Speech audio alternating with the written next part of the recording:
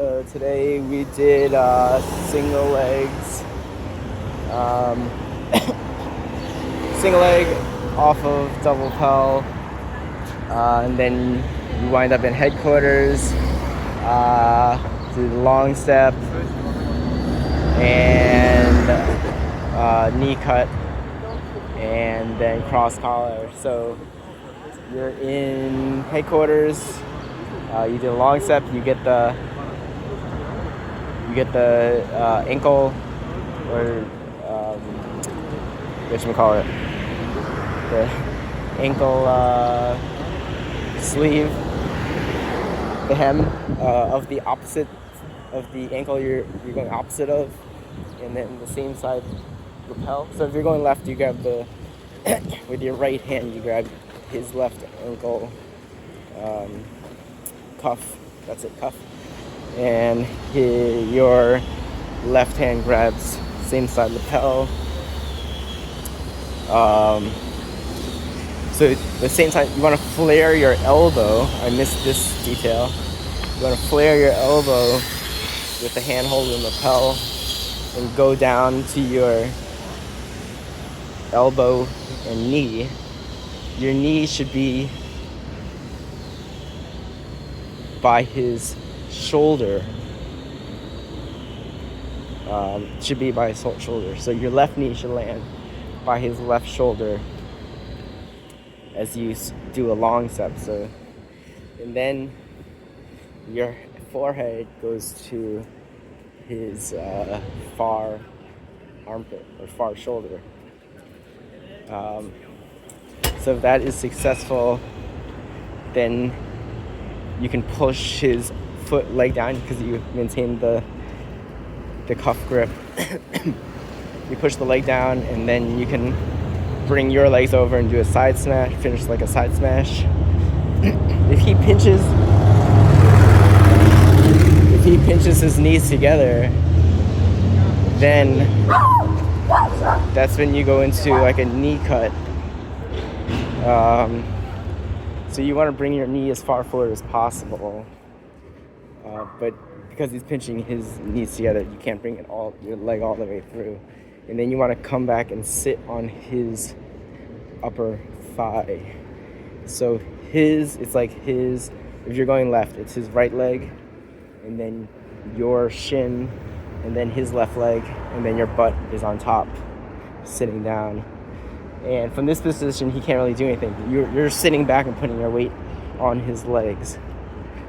So he can't really do anything from this position. So last week, we went into like a knee on belly to knee cut action from this position. So this time instead, we did like a cross collar.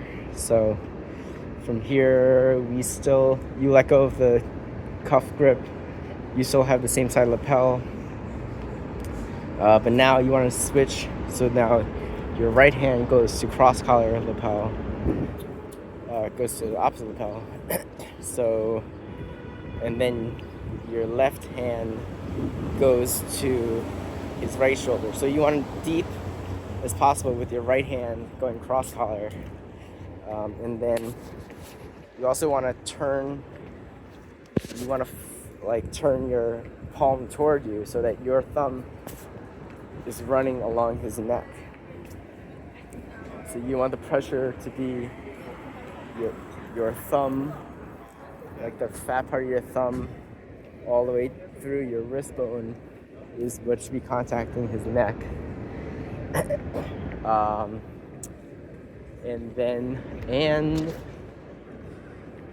I think you want to cock your wrist a little. There was something with the elbow placement, but I forgot if it was your right hand or your left hand. Then your left hand, I think you want to bring your elbow down to prevent him from coming up to your back or something like that. Then your left hand goes across and grabs some of the material on his left shoulder. You can grab the collar, but it's not really necessary.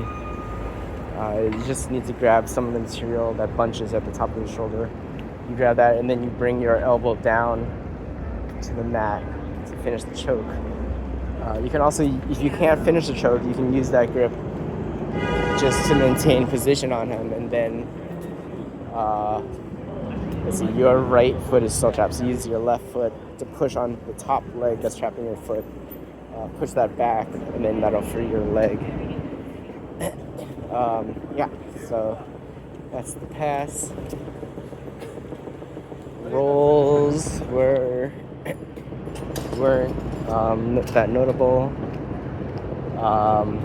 But Tim did say something during class that was like a good metaphor or a good lesson, not a metaphor. He said that you shouldn't be in the excuse-making business. You should be in the solution-finding business. So don't come up with excuses for why something didn't work. Figure out what you should have been doing instead. Yeah, so just a good sort of lesson in life. Yeah, it's the same thing as like taking personal responsibility. That Jocko, or total responsibility. I forgot if Jocko says something like that. But I do like the don't be in the excuse-making business. That just comes off the tongue better, I think.